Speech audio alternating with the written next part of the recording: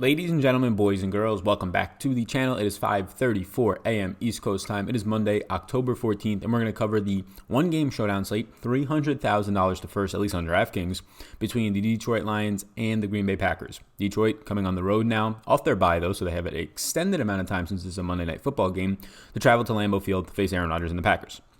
What we're going to do is we're going to cover all the injuries up front. I'll get into every single one of my plays, one of my smallest player pools ever, similar to the last two slates really now, if you include this one into that. Lots of notes on it. A lot of things can go either way based on injuries up until lock, but it seems like we kind of have an idea on where everything is going to land, and I'll break it down from there. So before we get into that, welcome to the channel if you're new here. This channel, the Twitter, everything has been significantly growing over the past few weeks of the NFL season, so thank you all so much. We crossed 12,000 subscribers this past weekend. Appreciate each and every single one of you. If you want to join the community, it's totally free. You hit that subscribe button. I appreciate you so much. Hit the notification bell to get notified of when I drop a video and also when I go live. I will be live tonight at 6:30 p.m. East Coast time for about 45 minutes to an hour before this game. Just a Q&A, answering questions about the Sunday Night Football slate, previewing this Packers-Lions matchup from a DraftKings perspective and just an overall football perspective. So you can come check that out. Check out down below my exclusive Patreon content. In our first look video, I'm going to give away a lifetime subscription to Patreon. We crossed 200 patrons. We're up to 222 now, I believe. And one of those people who is currently a patron is going to get a randomly generated lifetime package. So if you want to be entered into that, you have to become a patron today. So you check that out as well. There's a ton of exclusive content, stuff from last week, all the recaps from the games, watching the accelerated film this morning. It's all going to be on there as well as just the shows moving forward, exclusive content, stat sheets, projections, shows, everything's over there. So you can check that out as well. Follow me on Twitter at SalVetriDFS. Follow me, like the Facebook page, SalVetri. You can follow me on Instagram, SalVetri. Don't follow my dad. You can follow me. I'm not a Dodgers fan. I just like the hat. I like the color. I'm a Yankees fan, actually, for the people that are going to comment about it. But yeah, let's get into this slate. We'll start with and also, remember, hit the subscribe button. Check that out for sure. And let's get into this slate, and we'll start with the injuries. So we'll go through the injuries as we get there, but mainly the defensive injuries, ones that, or offensive linemen, defensive linemen, things like that, ones that people won't really know as much because it's not fantasy football, right? Oh, we're not waiting on an injury from Davante Adams, right, where everybody knows about it. It's the guys on the defensive end that actually matter and will impact the game, especially a one-game showdown slate that's highly variant. When you don't have skilled defensive players out there, it's going to make it even more variant and a lot, maybe more variant, but also more, in that sense, easier to figure out where the variance might come from. So, with that said, from the Packers side of the ball, no Davante Adams on offense, like we say, and Jamal Williams is going to be questionable for this game, but the defensive side of the ball is one that matters. Darnell Savage, their standout rookie, who is arguably one of the top two defensive rookies in terms of the Rookie of the Year, Defensive Rookie of the Year race right now, especially in the NFC, probably the number one player. He's going to miss this game, his first miss, so he's going to be out, so that's important. On the Detroit side of the ball, they had their bye, right? They had all this time to get healthy, but TJ Hawkinson, their rookie tight end, they said is truly questionable, but expected to play for this one. Danny Amendola is likely to be back for this one. But then on the defense, likely to be without Mike Daniels. And that's really sad for Mike Daniels because he's coming back to Green Bay. He's a Packer who was cut, one of the last cuts this past offseason. They're likely to be without Mike Daniels, but they're likely to have Quandre Diggs and Darius Slay back. Those are two defensive backs. Diggs is safety. Darius Slay, one of the top cornerbacks in the league, trending downward a little bit, one of the top cornerbacks in the league for sure. Those are all the major injuries. Maybe I missed one, but we'll get into it when we get to it. And yeah, so that's the major stuff. We'll cover the rest right now, game by game, my yeses, my maybes, my nos. And the way that I do this is not if you're playing 150. Look, there's going to be people in here that'll say, oh, how do you have Aaron Rodgers as a no? Yeah, if I was playing 150 lineups, I'd have Aaron Rodgers lineups. I'm trying to alter this as if I was playing one lineup in this showdown for many of the people watching this who are only going to put one $10 lineup or two lineups for $20 in. This would be the approach that I would do. And keep in mind, we're still 14 hours until lock, 15 really hours until lock. This is all subject to change, which you can get on Patreon. I have tiers on Patreon, and I'll have the updates to this chart over there as well before lock. So with that said, I'm going to start off with my yeses. Matthew Stafford's too cheap at 9,600. Look, he's going to be a road underdog coming into Green Bay, so that's not a great situation in terms of being on the road. But being a small underdog, at least for fantasy purposes, is good. Now his team total is only around 20, something that's not fantastic. But if you look at the Packers, and if you just look at the trends here, so if you're telling me to pick a quarterback, and a quarterback's going to be in the winning lineup every 4 out of 5 times, or on average right around every 4 out of 5 times, well, if you told me I didn't have to pick a quarterback, this game might actually set up like that. If you told me I had to pick a quarterback, it would be Matthew Stafford. You just get an $1,800 price savings off of Aaron Rodgers. The guy's averaging 35 pass attempts per game, and we already mentioned that the Packers are without one of their defensive backs for this stout secondary that was kind of carved apart in their last game. Amari Cooper getting loose on Jair Alexander, Michael Gallup getting loose on Kevin King for parts of the game. Matthew Stafford coming off a bye. I like this spot here. And again, no Darnell Savage in the secondary for the Packers, so they are a little beaten up there. The issues are obviously that he's on the road. This Packers pass rush is generating more pressure than anybody in the league, and that's a bit of a concern. But coming off the bye, if I was to pick one quarterback, it would be Matthew Stafford in this situation. Next up is Kerryon Johnson. I don't know what they're doing with Kerryon's price point. I get it that Aaron Jones just went nuclear for 180 total yards, right? 75 in the receiving game, a little over 100 on the ground, 4 touchdowns on the ground against Dallas. But how is Aaron Jones $2,800 more than Kerryon Johnson? Am I missing something? Like, sure, Aaron Jones did all of that. He still only played 68% of the snaps. Like, he's still not getting the majority. Well, he's getting the majority of the work, but not the far majority. Kerryon Johnson over the last 2 weeks, in the 2 games that they've played, really, so over the last 3 weeks, when you consider the bye, 75% snaps 2 games ago. And then last game that the Detroit played, he played 70% of the snaps. So he's played 72.3% of his overall snaps exactly over the last 2 games. That's more than Aaron Jones has played, and that's with factoring in an injury to Jamal Williams in that second game to allow Aaron Jones to play about 80% of the snaps. So you're going to get Kerryon probably playing more snaps, especially with Jamal Williams due back today. You're going to probably get Kerryon playing more snaps than Aaron Jones in a better matchup. Now, Detroit run defense is going to take a huge hit with no Mike Daniels in there. But when you also factor in that the Packers run defense has not been that stout, especially when tested. Last week, Zeke doesn't make too much noise, but he only rushes the ball 12 times. He still gets over 60 yards. He was easily shredding through that Packers defense on his touches that he was actually able to get the ball. So Kerryon Johnson being utilized at 72% snaps over the last 2 games. He's ran 37 routes over the last 2 games, which is the 3rd most on his team. Only behind Kenny Golladay, only behind Marvin Jones Jr. So it's pretty good to see him that active in the receiving game, staying on the field for more 3rd downs as well. Yeah, Kerryon Johnson is probably one of the more mispriced players on this slate in terms of being too cheap. There's mispriced players and being too inexpensive, a.k.a. Aaron Jones, but there's definitely mispriced guys being too cheap, and Kerryon's one of them. Jay Coomer with 2,800. It's surprising that he's this cheap as well. He played 68% of the snaps. He was the true wide receiver 3, right? No Devontae Adams once again. So it's going to be MVS on the outside, Jay Coomer on the opposite side of the field, and then in the slot, John Morrison. Now, there's a good chance Jay Coomer can play Diggs or play against Slay this game if that's the way that it lines up, and there's a really good chance that happens. Now, 68% of the snaps isn't fantastic, but you're probably going to see Jay Coomer out there for more than 68% of the snaps if I had to guess, mainly because they were in a very run-heavy script last week. Now, that might be the case this week as well, and they're going to probably try to do that because I think the Packers covered up a lot of, I would say, what are gaps in their offense with Devontae Adams not there. This is a very thin wide receiver group. It is probably the worst wide receiver group in the league. MVS, John Wilson, and Jay Coomer when you do not have Devontae Adams. This is my biggest concern with this team is, look, if you lose Aaron Rodgers, surely it's terrible. But if you lose Devontae Adams, it's just as worse in terms of being able to move the ball. They got very, I would say, quote-unquote, lucky last week with some short field opportunities and just Aaron Jones being the entire team, 180 of their 200 and change offensive yards. Only 4 wide receivers caught balls last week on over 30 Rodgers pass attempts, which is just remarkable if you actually think about that. But Jay Coomer at 2,800, if you're telling me he's going to be on the field for 70+% of the snaps, he ran 25 routes in a game flow that said run heavy when they were up by 2 to 4 scores the entire game. Yeah, Jay Coomer was a very good value play in my opinion. A guy who, if this game stays more neutral and doesn't tip the scale of being up by 14 to 28 like they were last week on Dallas, I do think you're getting a guy under $3,000 who's going to run 30+ routes, and that's just probably too hard to pass up.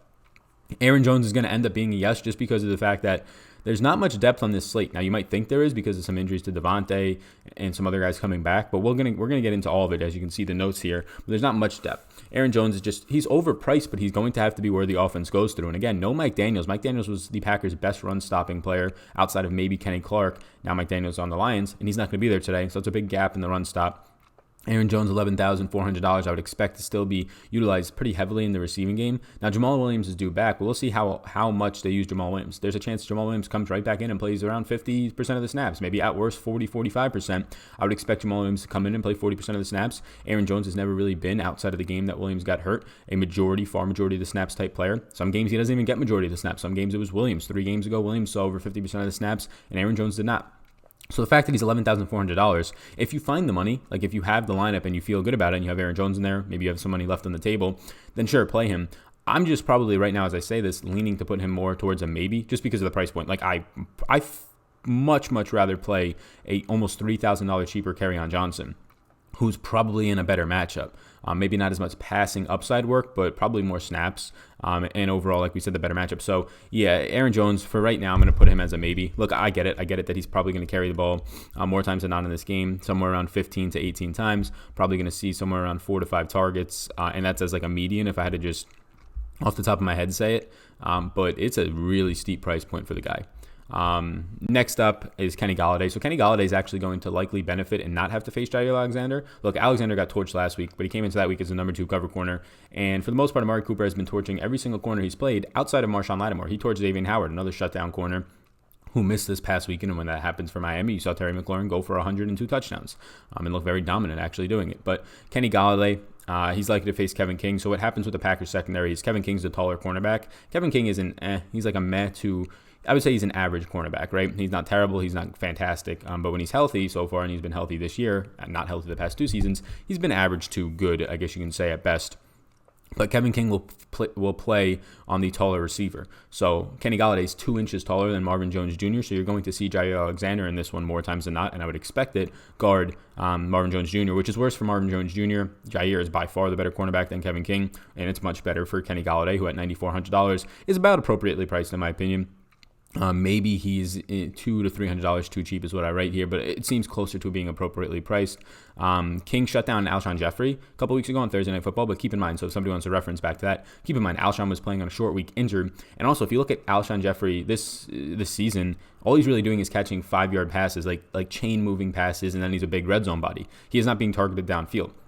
So when you're pretty much just playing a jump ball receiver, it's very easy to shut that receiver down because you know what they're going to do. Well, they're going to just be running post, or they're going to be running just curl routes, and then in the red zone, they might just post some fades. Like, it's not anything that's too challenging as opposed to a guy like Kenny Golladay who can burn you at all parts of the field. So I do like Kenny Golladay today in that matchup.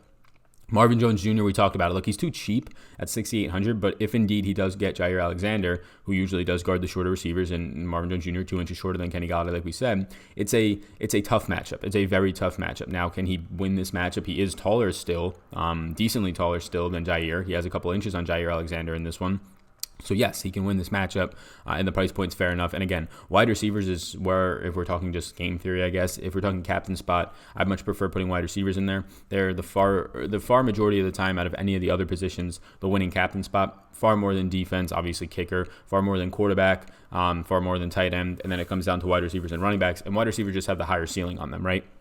It's much easier for a wide receiver to hit their ceiling game of a touchdown and over 100 yards than it is for a running back. And also there's much more wide receivers to choose from to do that. In this game, you have realistically 2 running backs who can go for over 100 and a touchdown or 2, as opposed to wide receivers in this game that have that realistic chance of doing it. Well, I guess this game's a bad example because of the Packers wide receivers, but more times than not, you're going to have somewhere around 4, right? The top 2 wide receivers on the team on the outsides have the ability to go for 100 yards and a touchdown. And in this game, they do, right? MVS has the ability to do that. Jay Coomer, I would say, probably does not have the ability to do that, but as an outside receiver, he's probably going to make his way into your lineups and at least has deep play upside, as we saw in the preseason last year a couple times, this season one time in the preseason, and also last year in the regular season, Jay Coomer caught a touchdown towards the tail end of the season as the year was closing out. Caught a deep touchdown as well. So I do think that wide receivers are the best play to go to there. MVS, $7,800. Look, I honestly think this is an expensive price point on him. We'll see if he gets Slay. We'll see if Slay ends up going on Jay Coomer. We'll see what they do with that. If indeed Slay is active, we'll cover that on the live stream. Be sure to tune back in at 6:30 p.m. If you hit the subscribe button, and then you hit the bell icon, it'll help you out with that one in terms of letting you know exactly when I'm going live. But MVS is nowhere near a number 1 wide receiver. This is the concern for the Packers, as long as Devontae Adams is out. And it seems like they're downplaying how long this is going to take. Devontae Adams was nowhere near playing this week. Never. He never even stepped on the field in practice. So turf toe is something that will linger for like a month, if not the entire season. And we've seen it with AJ Green having to get surgery, then other injuries just ruining your career at this point. And we'll see how that works out for Green. But it's very scary for Devontae. It seems like they're downplaying this injury. And I don't think he's going to be back next week as well. It seems like a long-term thing that is going to be concerning because MVS on most teams is like a wide receiver 3. Geronimo Allison on most teams is like a wide receiver 4 at best. Jay Coomer does not even make the roster on most teams. The Packers were very bold in not drafting a wide receiver, and this is what it's getting them. It's getting them a de facto number one of Marquez Valdes-Scantling, who at best is like a deep threat option, but when your best wide receiver is a boomer bust deep threat option, you're pretty much screwed in the middle of the field for anything short or intermediate, and that's what's happening to the Packers right now. Last week heavily relied on Aaron Jones, and it worked because they got out ahead very early and their defense forced turnovers, but it seems to be concerning moving forward, and that's the biggest concern with tonight's game. MVS at 7,800. I personally would rather not get to over guys that are similar in price and cost. Kerryon Johnson for a little bit more. Marvin Jones Jr. is a toss-up. We'll get back to that in the tiers later on. He's in sort of a pricing tier of his own with not many $8,000 and $7,000 players, and he falls right in between the high $8K and low $7K range of Jimmy Graham and Kerryon Johnson. So it's sort of it's not a spot that I'm trying to prioritize or get to all that much. That being said, though, more times than not today, he only caught one ball. He only had 4 targets in the last game. They didn't have to throw that much, and they didn't have to really force it to the outsides.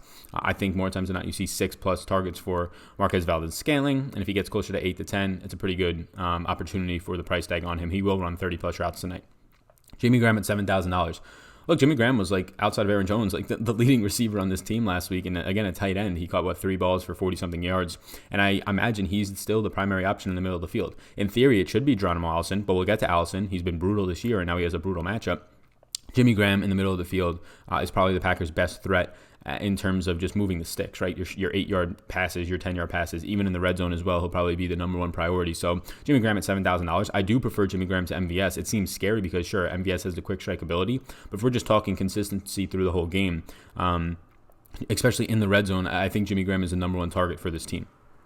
Packers defense, look, you're at home as a favorite.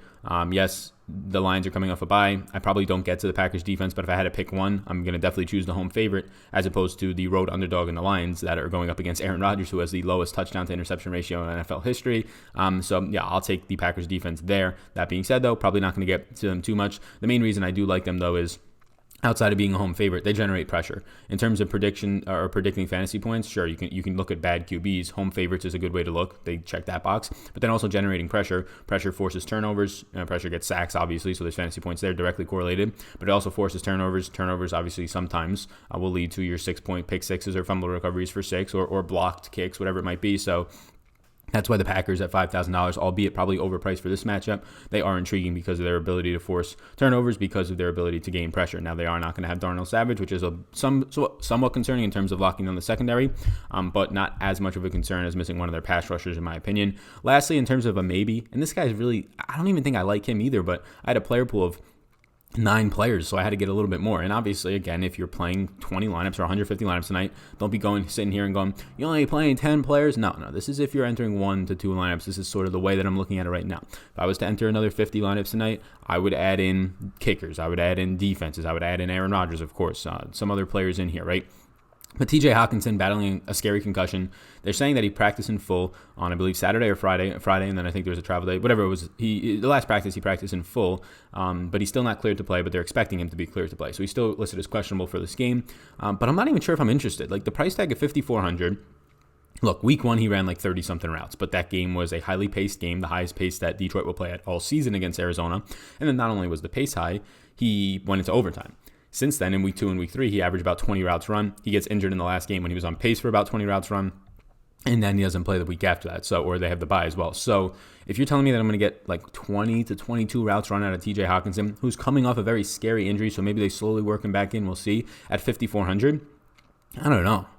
I just don't know about that. And look, the Packers defense has not really been tested all that much with the really good tight ends. They played Zach Ertz on Thursday Night Football, and they were able to somewhat contain him. Zach Ertz had a median game, not a ceiling, not a floor game, right around a median type of a game. But they also double-teamed Zach Ertz in that game for parts of it with no Deshaun Jackson still. So I don't know how to really judge it. They faced Kyle Rudolph. They faced Adam Shaheen week 1, right? They haven't faced any really quality tight ends. They faced Noah Fant, a rookie. So it's really hard to judge the Packers defense, especially when the only good tight end and really good tight end in Zach Ertz that they played, they double team. So it's tough to judge that right now. I don't think we really realistically can.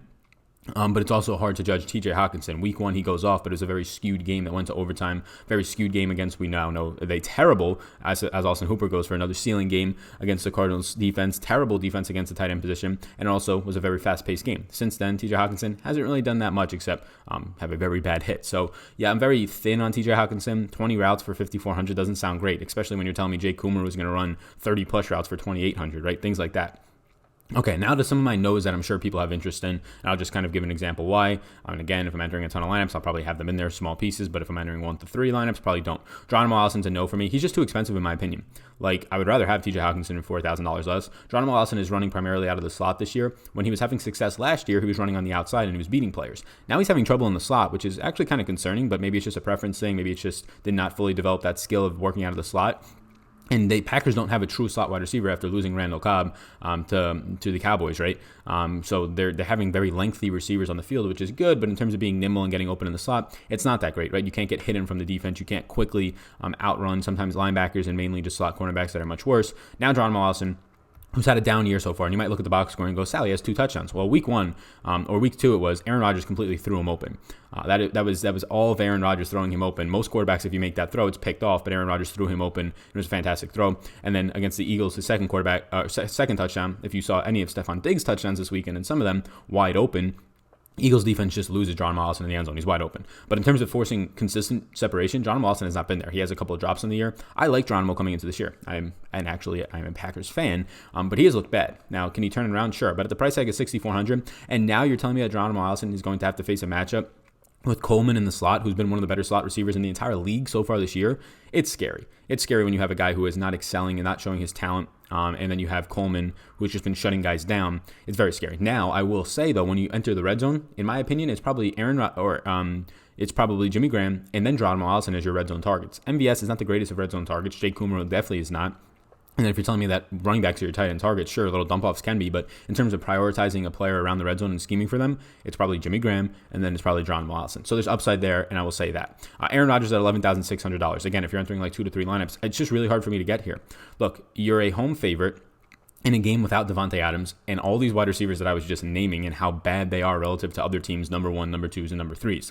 Your most consistent piece is potentially a washed-up Jimmy Graham, right? I think he's looked better this year than he did last year, but potentially a washed-up Jimmy Graham in terms of your intermediate level of the field to get to.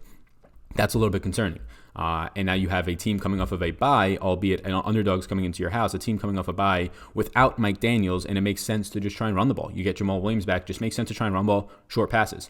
Aaron Rodgers at $11,600, he has to do a lot to pay that tag off. Now we know he has the rushing upside. He can get 40 yards on the ground, maybe he gets in the end zone. That can help pay that tag off, but more times than not, saving $2,000 for Matthew Stafford and a script for Matthew Stafford that says throw the ball more, right, as an underdog on the road.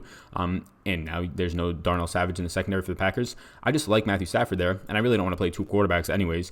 So I'm going to get to Matthew Stafford more times than not if entering a limited amount of lineups. Aaron Rodgers at that price tag, it's just really, really hard to see him being able to have success. I'm very concerned. Like if you're a sports bettor, and look, I don't really bet sports all that much in terms of betting on the lines, especially at this point. If you're going to take my advice, you're probably too late. The lines are probably too solid, and the market's too efficient, so you're automatically losing money. Even if you don't actually lose the bet in terms of expected value, you're losing money because you're placing that bet so late. And the market is as bad as it gets for you. If you continue to bet games right before they start or the day of that they start, you're betting on a very tight market and you have no edge. So you're pretty much losing your money all the time. And that's why the casinos win millions of dollars. So for the sports bettors out there, try and bet the opening lines. That's your best probably opportunity to actually win. But if I was betting this game, I'd probably choose the under. I think it's like a 44.5. It seems like a low total. I would probably still choose the under. I don't know which way the juice is going. I don't know if it's already pushed the game under. But this Packers offense I'm very concerned about. And then the Packers defense we know is pretty good at home. It could stall some of Detroit. So I like the under here, but again, not a sports bettor. Jamal Williams coming back at $5,200. I would actually, if he is healthy, and it seems like he's going to play, I would actually expect him to play somewhere around 35 to 40% of the snaps at least, right? We saw last week Trey Carson played 32% of the snaps. They trusted that kid. They definitely did not trust Dexter Williams, who's just been shot out now. They don't want anything to do with Dexter Williams. Even in the preseason, they draft this rookie, and then they let him play in the preseason. They don't like what he was doing. The coach says bad things about how he can't learn the playbook and how he's been not lazy, but just not showing much enthusiasm around learning it. And then they make him healthy and active, a healthy scratch. But now Jamal Williams is back at $5,200. Yeah, there's the opportunity that he can come in and play 50% of the snaps and just ruin Aaron Jones, which is another reason I don't have a ton of interest in Aaron Jones. But also just not much interest in Jamal Williams at that price tag. Danny Amendola, no real interest here. Look, I was on Jamal Williams' case early because week 1, he was giving up catches to Allen Robinson, who was getting pushed into the slot to specifically target 36-year-old oldest defensive back in the league, Jamal Williams. Week 2, he gets burned. He gets cooked by Chad Beebe for a 61-yard catch and run. Since then, though, he hasn't given up anything. In total, he's only given up 7 catches for 5 yards, or 7 catches through 5 games so far this season. And the far majority of those were weeks 1 and week 2, more than half of those. So it's pretty good to see Jamal Williams being sort of a shutdown player in the slot. You saw, though, it's a little bit skewed. Like, you saw Jair Alexander's shadow Nelson Aguilar in the one game. So you had just Jamal Williams just roaming around the field and not really playing in the slot all that much because Jair went into the slot against Nelson Aguilar. Some things are a little bit skewed, but with Danny Amendola expected back for this game, which is going to push Marvin Hall, who saw extended snaps last week, around 38%, and some people will see that and go, oh, I'm going to play $1,200 Marvin Hall and have a good game. No, Marvin Hall is going to go back to playing like no snaps to like 5 snaps. If Danny Amendola is back for this game, 4,600, it's an interesting price point. I guess I can put an X by it, but Jamal Williams has been very lights out. Again, 7 receptions through 5 games so far. And Amendola is just not on the field a ton.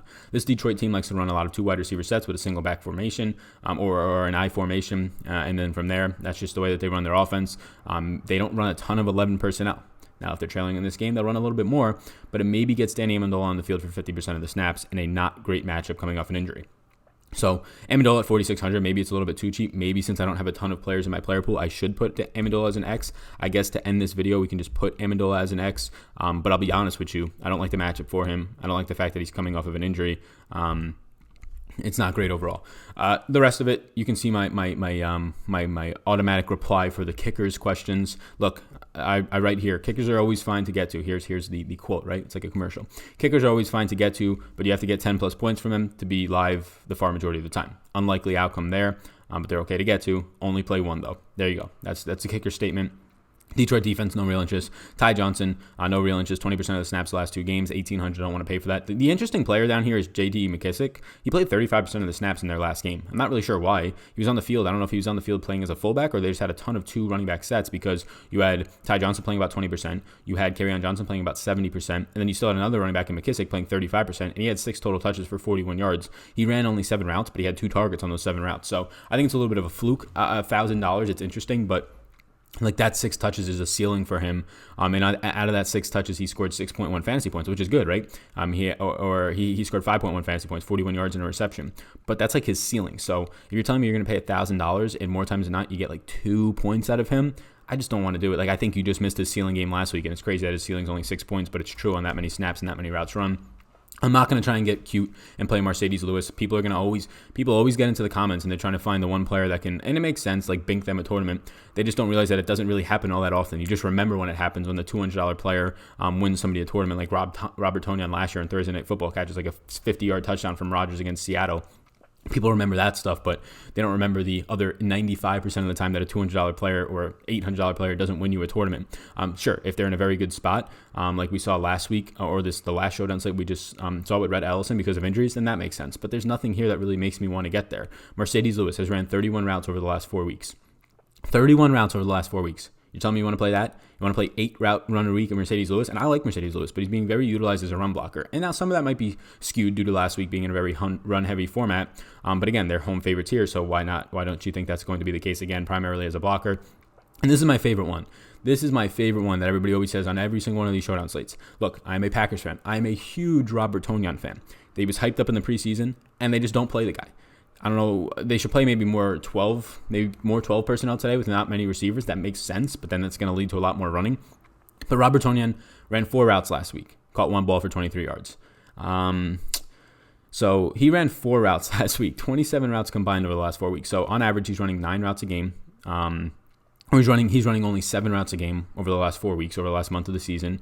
I just don't want to pay for that. Again, it's $200. You're not paying much, but you're going to get Robert Tonyan more times than not in this game, especially if he's used to block more. But Mercedes Lewis, he's the 3rd string tight end, guys. Come on now. If he catches 1 ball for 10 yards for you, that's like above expectation, in my opinion, for the amount of routes he's running. And that's 2 fantasy points. I'm not sure 2 fantasy points from a $200 player is winning you anything. I'm not even sure 3 is winning you anything. 4 is when it starts to win you something. But even then, he hasn't been able to do that all that much. So No real interest there.